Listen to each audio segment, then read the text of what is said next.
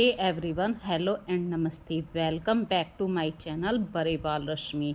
I hope आप सभी स्वस्थ हैं, मस्त हैं। गर्मियां बहुत ही भयानक पड़ी हुई हैं, लेकिन कुछ भी कहें ना तो हमारे डेली के काम रुकते हैं और जो बच्चे बाहर जाते हैं ना उनकी लाइफ में कोई फ़र्क पड़ता है। मौसम कैसा भी हो, काम सभी को करने पड़ते हैं। तो फ्रेंड्स, आज का मैं अपना डेली मॉर्निंग रूटीन आप लोगों के साथ शेयर करूंगी। मैं शाम के 4 बजे तक क्या बनाती हूँ बच्चों के लिए और मैं अपने घर के काम किस तरीके से निपटाती हूँ, यही है आज की वीडियो का टॉपिक। तो सबसे पहले मैं आप सबका स्वागत करती हूँ अपने इस छोटे से चैनल पे। यदि अभी तक आपने मेरे चैनल को सब्सक्राइब नहीं किया है तो प्लीज़ चैनल को सब्सक्राइब कर लीजिए और प्यारे प्यारे कमेंट ज़रूर किया कीजिए। चलिए स्टार्ट करते हैं अपनी वीडियो के बारे में। तो बच्चों का लंच बनाना हो, ब्रेकफास्ट बनाना हो, ये हम मदर्स अच्छी तरीके से जानते हैं कि वो कुछ भी हो जाए वो तोरी नहीं खाते हैं बच्चे।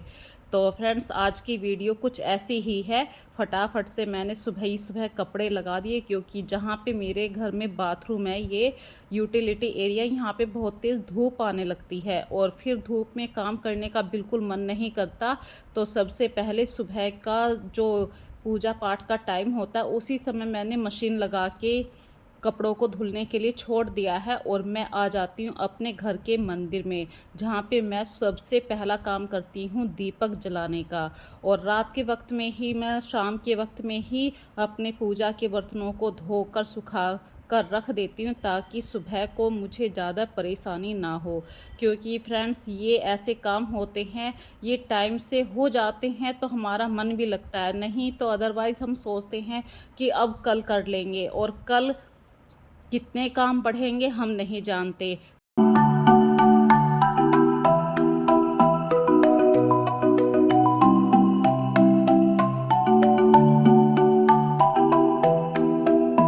बाल अभी गीले थे तो मैंने हल्का सा ऑयल लगा के अपने बालों में कंघा कर लिया है, क्योंकि फ्रेंड्स खुले बालों में तो देखिए मैं खाना कभी नहीं बनाती हूँ।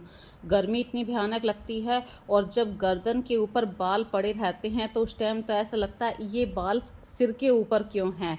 तो फ्रेंड्स, जितना हम प्यार इन बालों से करते हैं, लेकिन गर्मियों में ये बाल बहुत ही बुरे से लगते हैं, लेकिन इन बालों का कर भी कुछ नहीं सकते। गर्मियों में तो ये बाल बिल्कुल बंधे हुए अच्छे लगते हैं।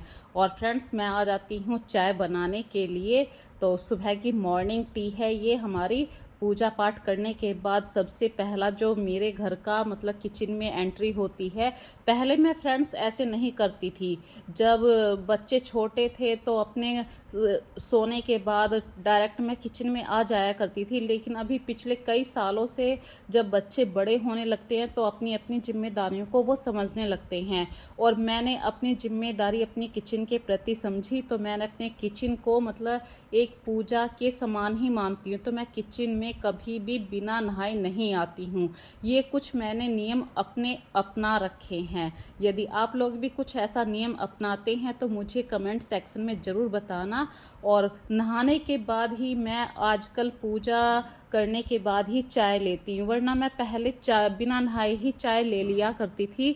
तो ये जो डिपेंड करता है, ये परिस्थितियाँ जो होती हैं, हमारी सिचुएशन कैसी होती है, क्योंकि उस समय हमारे बच्चे छोटे होते हैं और उस समय हम इतनी भागम भाग भी नहीं कर पाते हैं, क्योंकि हमने जो ये डेली लाइफ अपनी जीना सीखा है, ये हमने अपने अनुभवों से सीखा है। हमने क्या क्या प्रॉब्लम फेस करी हैं, फिर हमने इनमें सुधार किया है, तब जाके हम अपने इस मॉर्निंग में चेंज लेके आए हैं। तो फ्रेंड्स, आज मेरे घर में 2 सब्जी अभी बनने वाली हैं। सबसे पहले तो मैं अपने हस्बैंड के लिए तोरी छोक रही हूँ, और तोरी का नाम सुनते ही बच्चों ने मना कर दिया कि हम तोरी नहीं खाएंगे। अब दोनों बच्चे पूरा दिन क्या करें, आस्था को बाहर कोचिंग में भी जाना है और वो शाम को 3 बजे के बाद ही आती है। अब पूरा दिन आस्था भूखी रहे तो ये तो मेरा मन कभी नहीं चाहेगा। तो मैंने बच्चों के लिए रात में ही प्लानिंग कर रखी थी कि मैं सुबह को क्या बनाऊं।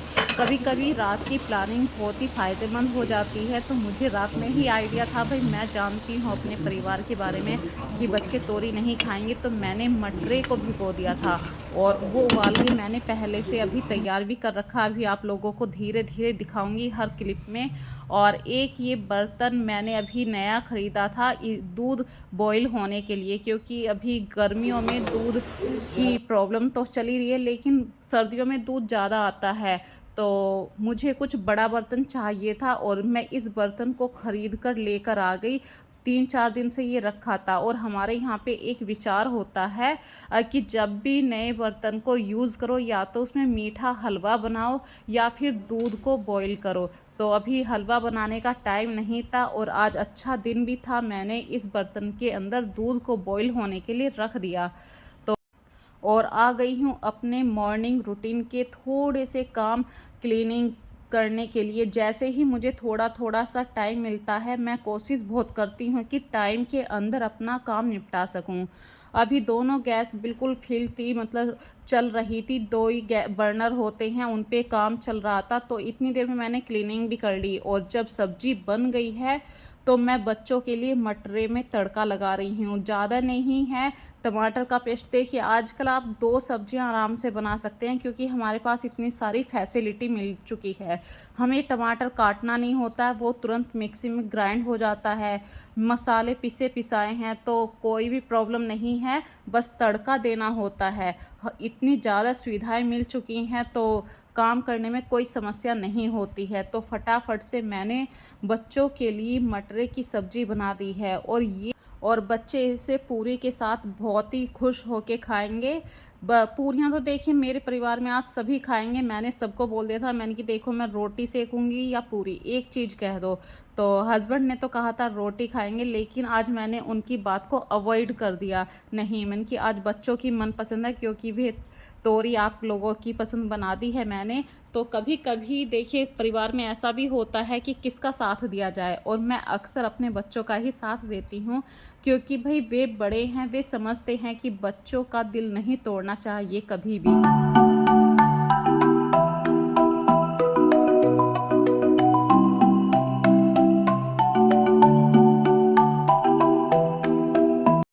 और गर्मियों में मुझे लगता है रोटी सेकने से हल्का जो लगता है वो पूरी तलने का काम है, क्योंकि ना इसमें पलेथन लेना होता है, बस आटा लगाओ, छोटी छोटी सी पूरियां बना दो और पूरी खाने का स्वाद भी अलग ही आता है। यदि आप आटे में हल्का सा नमक डाल देते हैं तो उन पूरियों में और भी ज़्यादा स्वाद आ जाता है। और गर्मा गर्म पूरियां खाने का तो स्वाद ही अलग है। देखिए मैंने ज़्यादा पूरियां नहीं बनाई हैं, सिर्फ इतने कि ब्रेकफास्ट का काम चल जाए। तो अभी देखिए आस्था और कार्तिक खाएंगे ये 4 पूरियां और मटरे की सब्जी। हस्बैंड खाएंगे तोरी की सब्जी और पूरी। वो अभी उनका भी पक्का नहीं है, वो अगर जिद पे आ गए तो रोटी सेकनी है तो मुझे रोटी ही बनानी पड़ेगी, पर वो कभी कभी एडजस्ट कर लेते हैं। और ये बहुत अच्छी बात है, परिवार में यदि बंदा एडजस्ट करना सीख जाता है तो बिल्कुल भी समस्या नहीं आती है। और सभी तैयार होने के लिए अपने अपने काम करने शुरू कर दिए हैं। और मैंने भी जब खाना बना लिया तो अभी ये टाइम है फ्रेंड्स 8:30 बजे का टाइम है। 8:30 बजे ही मैंने अपना सारा खाना बना लिया और मैं खाना बाद में खाऊंगी। आज पहले कोशिश कर रही हूँ, मैं पहले किचन साफ़ कर देती हूँ। फ्रेंड्स ये अक्सर होता है गर्मियों के दिनों में मेरे साथ, यदि मैं खाना पहले खा लेती हूँ तो फिर हल्का सा माइंड में ऐसा लगता है कितना आलकस आ रहा है, लेजीपन आ रहा है। तो मैं ज़्यादातर किचन को गर्मियों में साफ़ करने के बाद ही खाना खाती हूँ।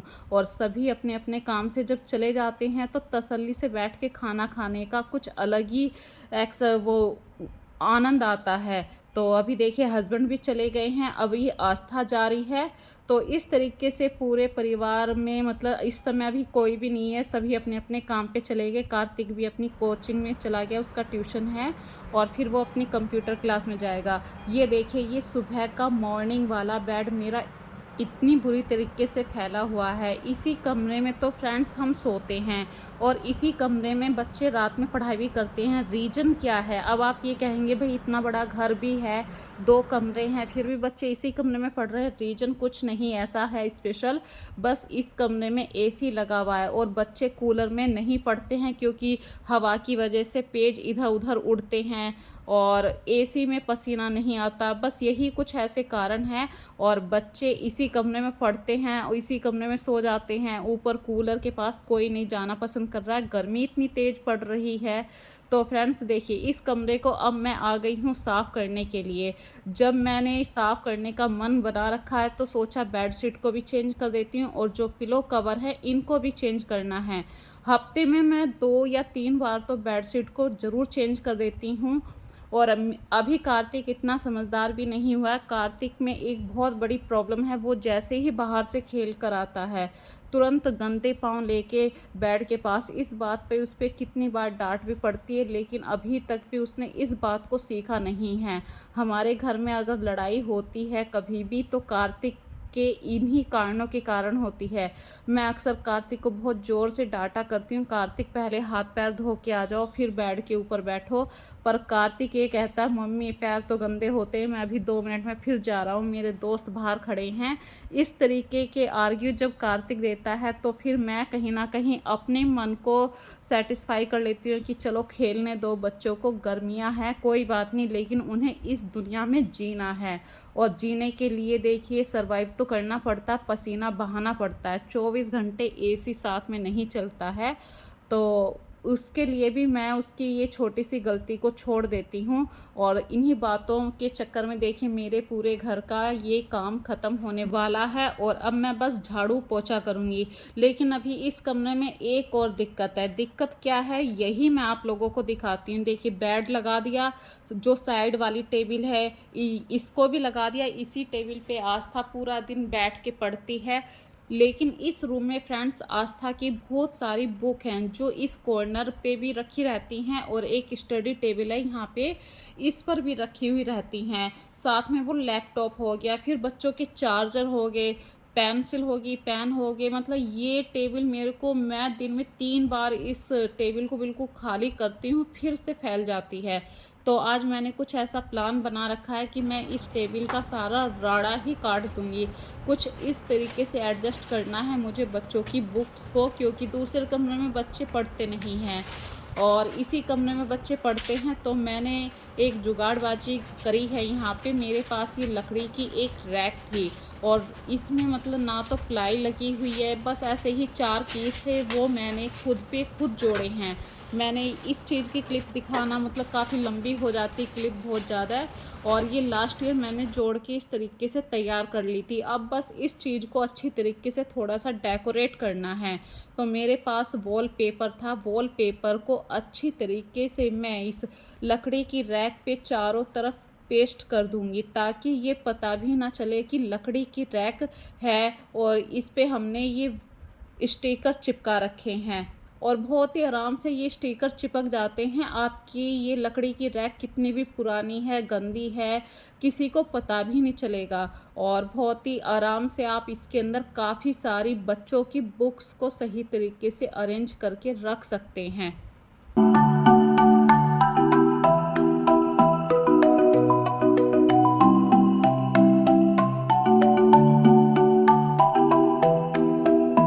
बहुत ही आराम से ये स्टिक पेपर चिपक जाता है। ये वॉल पेपर मेरे पास बचा रखा था और मैंने कितनी सारी लकड़ियों की जो रैक होती हैं उनको सही भी किया है। और आपने एक किचन की रैक देखी थी, उसको भी मैंने इसी तरीके से सही किया था। अब बस कुछ नहीं, मुझे बच्चों की इस स्टडी टेबल को बिल्कुल खाली करना है ताकि मैं इस लकड़ी की रैक को इसके ऊपर रख के चेक कर सकूं कि भाई ये किस डायरेक्शन से आएगी। बस यही थोड़े से छोटे से प्लान होते हैं जिससे आप अपने घर को और भी अच्छे तरीके से सुंदर बना सकते हैं, ऑर्गेनाइज करके रख सकते हैं। घर तो देखिए वही होता है, वही दीवारें होती हैं, बस सामान को एडजस्ट करना होता है। और जब आपकी ये मेहनत रंग लेकर आती है कि भाई आपने जिस हिसाब से सोचा था वो काम बिल्कुल परफेक्ट होके सही बैठा है, तो आपके मन की खुशी का ठिकाना नहीं रहता। और ये जो वॉल पे अभी आप शीशा देख रहे हैं, इतना बड़ा शीशा क्या है, ये कभी मेरी एक कॉस्मेटिक की शॉप हुआ करती थी, काफ़ी साल हो गए। तो ये मिरर वहाँ पे एक लकड़ी की रैक में मैंने लगवा रखा था। उस मिरर को मैंने इस तरीके से अपने घर में एडजस्ट कर रखा हुआ है और बहुत ही अच्छा काम हो रहा है मेरा इस मिरर की हेल्प से। और देखिए यहाँ पे ये वॉल स्टिक पेपर मैंने आराम से हर जगह जहाँ पे मुझे ज़रूरत लगी कट करना है वहाँ पे कट किया और बहुत ही आराम से ये चिपक गई। इस तरीके से मेरी वेस्ट लकड़ी से एक छोटी सी रैक तैयार हो गई जिसमें मैं अपने बच्चों की किताबें रख सकूं। और जब बच्चे दिल से पढ़ते हैं तो आपके लिए ये बिल्कुल मायने नहीं रखता है कि आप एसी वाले रूम में बैठे रहें और बच्चे दूसरे रूम में बैठे रहें कूलर के आगे। कूलर में तो देखिए इतनी भयानक गर्मी लग रही है कि कूलर चल भी रहा है पता नहीं चलता। फिर लाइट का कट ऑफ बहुत ज़्यादा होता है गर्मियों में। तो मैंने और मेरे हस्बैंड ने यही सोचा था कि बच्चे भी इसी रूम में अपनी स्टडी करेंगे और स्टडी करने का ये फ़ायदा मिलता है कि हमें भी अपने बच्चों के बारे में पता रहता है वो क्या काम कर रहे हैं, क्या सोच रहे हैं, कितना उनकी राइटिंग कैसी चल रही है। आस्था तो देखिए इन सब चीज़ों से बहुत ऊपर उठ चुकी है। कार्तिक अभी भी बहुत शरारती है, अपने कामों को प्रॉपर तरीके से नहीं करता है। तो फाइनली ये देखिए मेरे रूम का इस तरीके से अभी लुक है। जो बच्चों की पहली टेबल थी स्टडी वाली देखिए कैसी थी और अब कैसी है। बच्चों की सारी फैली हुई किताबें, चार्जर है, लैपटॉप है, ये सारा सामान इस टेबल के अंदर सही से आ गया। और फ्रेंड्स झाड़ू पोछा नहाने के बाद ये दोनों काम निपटाने के बाद मैं आ चुकी हूँ अपने किचन में फिर से, क्योंकि ये टाइम है करीब 3 बजे के पास का है। और 3 बजे मैं अपने बच्चों के लिए बना रही हूँ मैंगो शेक। और आस्था भी कॉलेज से, मतलब कॉलेज तो अभी खैर बंद है, वो कोचिंग से आ चुकी है तो भूख तो लगती है। तो मैं अभी बना रही हूँ बच्चों के लिए आम रस और पूरी। आटा दो सुबह का रखा था, कढ़ाई में तेल भी है, बस मुझे फटाफट पूरियाँ तलनी हैं और मैंगो शेक इसको तैयार करना है। इस वाले आम रस में देखिए दूध की मात्रा थोड़ी कम रखूँगी मैं। जो मैंगो शेक होता है उसमें दूध की मात्रा ज़्यादा होती है, आम रस में दूध की मात्रा कम होती है। और मीठा आप डाल सकते हैं, चीनी अगर आपको चाहिए तो आप चीनी डाल भी सकते हैं, नहीं भी डाल सकते हैं, क्योंकि इसमें दूध कम रहेगा तो आम की मिठास रहेगी। और जब हम चीज़ों को कुछ डिफरेंट शेप में बनाते हैं, साइज में बनाते हैं, वो चीज़ें बच्चों को ज़्यादा पसंद आती है। देखिए इसी आटे की रोज़ बच्चे रोटी खाते हैं पर हमेशा ना नुकुर करते हैं। पर मैंने छोटी छोटी सी पूरियाँ बनाई हैं, बच्चों को ये पानी पूरी की तरह लगी। आम हमेशा बच्चे खाते हैं लेकिन आज मैंने इस चीज़ का नाम चेंज कर दिया कि बच्चों से कहा मैंने आम रस पूरी बनाया। बच्चों को ऐसा लगा कि पता नहीं मम्मी ने क्या चीज़ बना दी है।